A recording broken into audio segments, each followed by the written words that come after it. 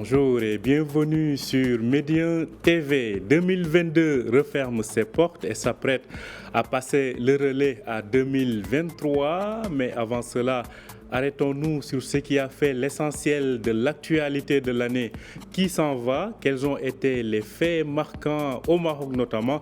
Driss Aissaoui, analyste politique et économique, est avec nous pour en parler. Bonjour Driss Aissaoui. Alors, il me semble que Driss Aissaoui ne nous entend pas. Driss Aissaoui, vous êtes avec nous? Alors, peut-être qu'on a quelques problèmes de communication avec Driss Aissaoui qui ne manquera certainement pas de nous rejoindre. Ce qui est sûr, c'est qu'il y a beaucoup à dire au cours de cette année que nous avons vécu, beaucoup d'émotions et beaucoup de moments certainement inoubliables, aussi bien sur le plan politique que sportif et économique. Quand on pense au sport, on pense notamment à l'épopée des Lions de l'Atlas à la Coupe du Monde. On en parlera avec notre invité. On parlera certainement aussi de la reprise post-Covid avec le retour de l'opération Marhaba qui a été constatée cette année et bien d'autres événements sur le plan politique, sur le dossier du Sahara, entre autres. J'espère que Driss Aissaoui est avec nous. Bonjour Driss Aissaoui. Oui, bonjour. Alors, c'est un plaisir de vous avoir avec nous. Je le disais à l'instant, beaucoup de choses à retenir sur les faits marquants de l'année 2022. Je vais vous imposer quand même un certain rythme, à commencer par le sport, Driss Aissaoui. Oui, absolument. Vous savez, le sport, c'est véritablement une réussite extraordinaire. On va dire, c'est un coup de maître de l'équipe du Maroc au niveau de la Coupe du Monde et qui a pu s'imposer par le style, par la manière de faire, mais surtout avec un public extraordinaire qui a accompagné toutes les étapes de qualification de l'équipe nationale. Et véritablement, je pense que c'est une prestation qui fera date dans l'histoire de la Coupe du Monde et qui fera aussi date dans l'histoire du Maroc. Donc, je pense que ce qui a été fait par les prestations individuelles, par l'effort du coach national, par les équipes, par l'équipe elle-même, et on prend les joueurs avec leur famille, leur maman, et aussi avec leur style, leur manière de faire. Mais c'est une équipe très très jeune. On se rappelle que pratiquement c'est dans les environs des 20 ans que cette équipe nationale qui a toujours existé, mais en fait c'est un coach qui leur a donné une nouvelle âme, une nouvelle manière de faire, et ils ont été véritablement au rendez-vous avec l'histoire, au rendez-vous avec l'histoire. Et la meilleure des choses, c'est que c'est une équipe qui est retournée sur les territoires, sur la terre nationale, avec un accueil historique également. On se rappelle leur descente d'avion, l'accueil qui leur a été réservé par les Marocaines et les Marocains au niveau de l'aéroport de Salé, au niveau de la ville de Salé, au niveau de la ville de Rabat. Mais véritablement, l'apothéose, c'était l'accueil qui leur a été réservé par Sa Majesté le roi Mohammed VI, avec son fils, avec son frère, au sein du palais royal, et il les a reçus pas seulement en tant que joueurs, pas seulement en tant que petite équipe, mais en tant que fils de cette nation, et en tant que et aussi avec leur famille. Et c'est une très très très grande symbolique qui a été inscrite en termes d'or dans la mémoire des collectifs des Marocaines et des Marocains. Et je pense que personne n'oubliera ce que le Maroc a fait au niveau de ce mondial. Ce sera un exploit qui restera gravé, d'autant plus que c'est un exploit historique. Jamais une équipe africaine et arabe n'avait atteint ce niveau de la compétition, donc au mondial. Certainement, il y a beaucoup à dire et à redire à travers cette opération des Lions de l'Atlas qui a été réussi, en tout cas qui a marqué la planète récemment lors de ce mondial. Il y a aussi des choses à dire sur d'autres volets, je l'évoquais tout à l'heure, notamment sur le plan politique. Quand on prend le dossier du Sahara, selon vous, quels ont été les acquis réalisés cette année? Je pense que pour le dossier du Sahara, c'est une confirmation de la marocanité de ce territoire. Le Maroc avait acquis l'adhésion de pratiquement 90 États des Nations Unies qui ont reconnu, disons, son leadership et surtout le fait que le Maroc soit véritablement sur son territoire. Alors, plus que ça, ce sont des pays qui ont tenu absolument à venir installer leur consulat au niveau de ces territoires, au niveau de la ville de Laayoune et de Dakhla. Mais véritablement, quand ils l'ont fait, ce sont en fait des antennes pratiquement commerciales. C'est des gens qui viennent, les consuls et les représentants diplomatiques des pays qui ont choisi de venir dans ce territoire sont en train de travailler, de voir un peu les opportunités d'investissement et de bâtir l'avenir ensemble entre ce territoire et leur pays. Et ce sont des pays, bien entendu, la plupart de ces pays, c'est des pays africains, des pays arabes. Mais alors, moi, je vais juste rappeler une chose, c'est que la reconnaissance par les États-Unis d'Amérique de la marocanité du Sahara, la reconnaissance de la souveraineté du Maroc sur ce territoire a été le point de départ d'une grande dynamique aussi. Il y a d'autres pays, tels que la France, l'Espagne, le Portugal, etc., qui, sans être représentés au niveau diplomatique, mais il y a eu un travail extraordinaire en termes, sur le plan relationnel entre le Royaume du Maroc et ces pays-là. Et je pense que l'affaire du Sahara, quelle que soit la situation dans laquelle on se trouvera, mais je pense que l'avenir a été déjà tracé. Alors je vous rappellerai tout simplement qu'une voie express a été construite en moins de 4 années entre Tiznit et la ville de Dakhla et qui a coûté quelques 70 milliards de dirhams. Aujourd'hui, c'est une veine extraordinaire de communication entre le Maroc et la profondeur de l'Afrique. Et aujourd'hui, on ne peut pas parler de cette région sans véritablement parler de la ville de Dakhla, de ce qu'elle représente.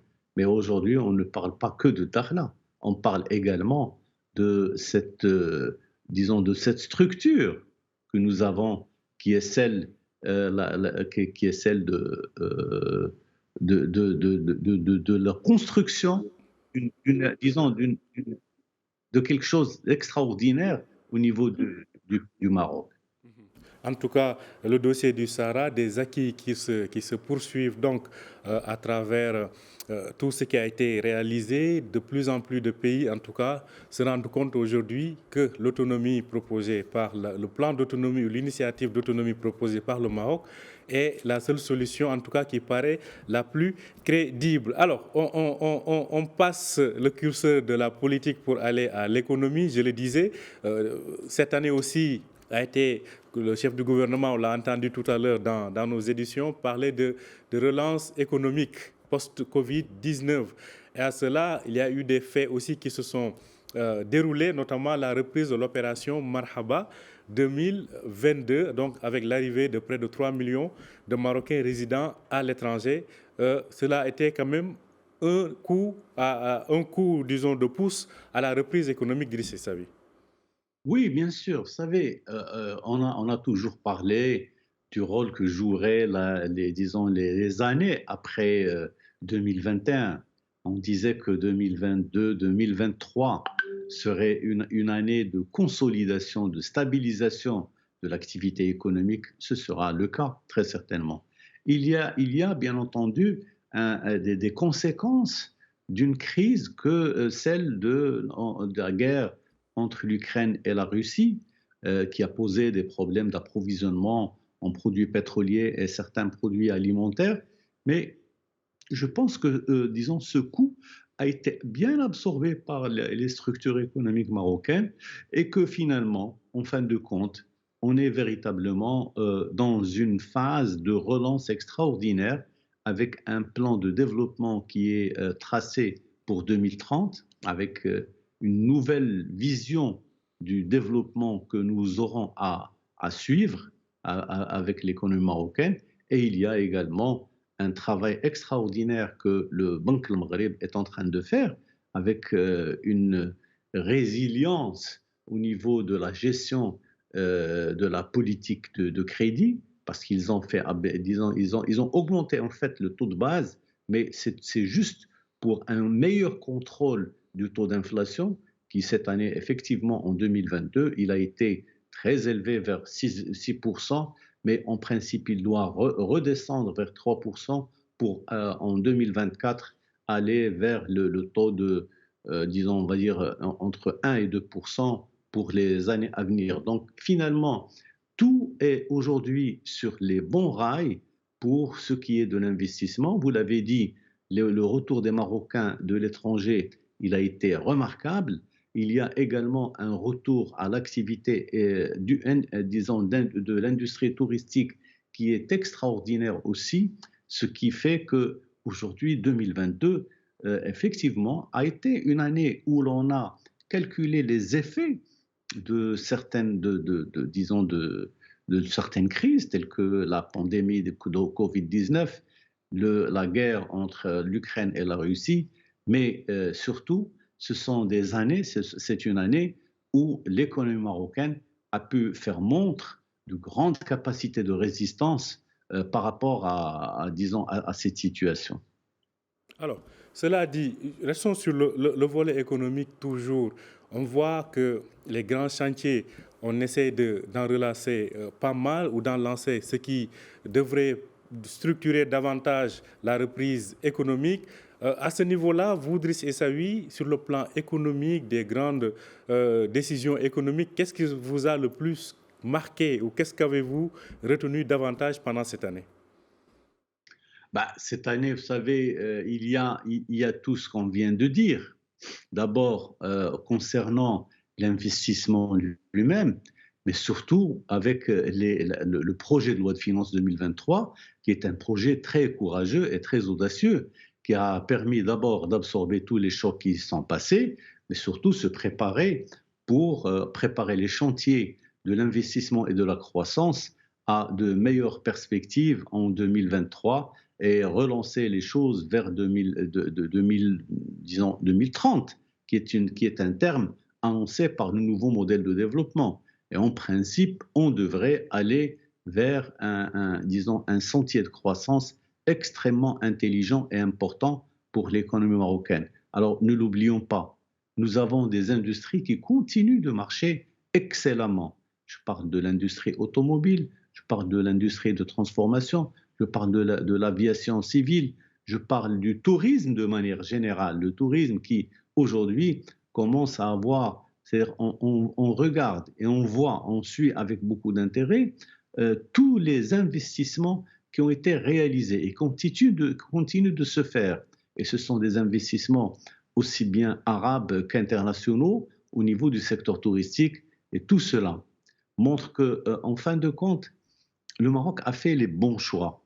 Et évidemment, là, il y a la rigueur de la gestion disons, des grandeurs économiques, mais surtout de la politique, des politiques publiques, qui permet aujourd'hui de dire oui, le Maroc a réussi, oui, il réussira, et oui, le Maroc, il est sur disons, un pan important de développement de ses capacités d'investissement dans le prochain avenir, donc dans pratiquement ne serait-ce que quelques années, parce que la crise dont on a parlé, elle touche tous les pays du monde entier. Et le Maroc est parmi ces pays-là. Mais il y a ceux qui arrivent à tirer leur épingle du jeu. Le Maroc a pu justement tirer son épingle du jeu avec beaucoup d'excellence. Et cela, c'est extraordinaire, ça s'est fait de manière extraordinaire. Alors, une dernière question, et c'est la dernière, assez rapidement, Driss Essaoui. À quoi vous attendez-vous pour 2023? Écoutez, je vous l'ai déjà dit, c'est une année de stabilisation des taux de croissance, de stabilisation de tous les choix que le Maroc a fait.